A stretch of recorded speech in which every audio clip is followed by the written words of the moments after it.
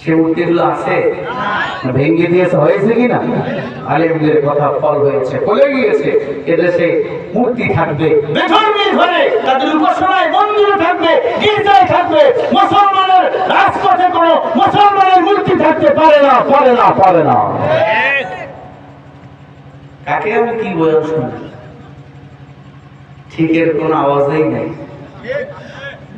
হুজুর দোয়া করে দিন। সভাপতি সাহেব আপনি হুজুর দোয়া করি 11:30 বাজে।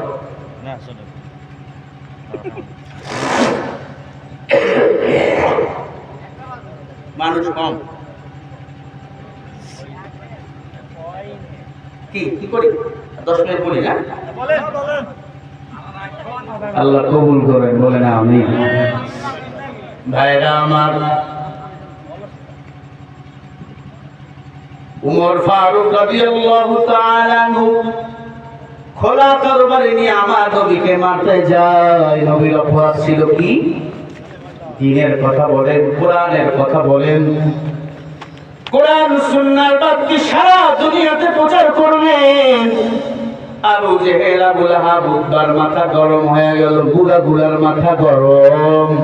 আবু জেহেল ছিল জুয়ান না বুড়া? আবু লাহাব, উতবা বুড়া, কিন্তু জুয়ান গুলো দেখেন ছোট্ট বয়সে কালিমা পড়ে নিল। হযরত আলী, কেউ বলে 60 বছর, কেউ বলে 11 বছর বয়সে মুসলমান। ও যুবক, ভালো করে শুনে নাও। ওমর বাড়িতে চলে গেল, স্ত্রীকে বলে আমি ঘুমাইলাম, সাবধান, কেউ আমাকে ডাকবা না। ঘুম থেকে উঠে সকালবেলা আব্দুল্লাহর গলা, মুহাম্মাদের গলা কাটবো। যেই কথা সেই কাজ, ঘুমায় গেল। মাথার চুলগুলো লম্বা। আল্লাহ বলেন ওয়া মাকারু ওয়া মাকারাল্লাহ আল্লাহু খায়রুল মাকিরিন।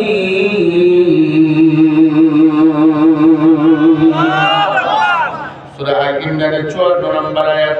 আল্লাহ বলেন, আয় দুনিয়ার মানুষ, তোদের পক্ষ চিন্তা চেতনা যেখান থেকে শেষ, আমি আল্লাহর চিন্তা চেতনা সেখান থেকে শুরু। হযরত ওমর ঘুমায়। আল্লাহ একটা জিন্নাতকে কন্ট্রাক্ট করলেন, এই জিন্নাত, তুমি তো আমি আল্লাহর ইবাদত করো? বলে হ্যাঁ। বলে ওমর ঘুমায়, এই সুযোগে যাইয়া একটা কেসি দিয়া ওমরের সব মাথার বড় বড় চুলগুলো কেটে দিবা। কারণ আগে ওর চুলগুলো আমি কাইটা ওর মাথাটাকে নাড়া করি, কারণ সে বেশি মাস্তান হয়ে গেছে, আমার নবীর বিরুদ্ধে আন্দোলন করে। আল্লাহু আকবার বলেন না? হযরত ওমর ঘুমায় আছে, জিন্নাত আইয়া ওমরের সব মাথার চুলগুলো কেটে দিছে।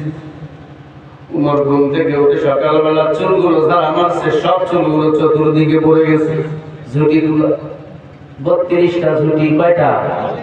আরো জোরে বলেন। 32টি ঝুঁটি ছিল।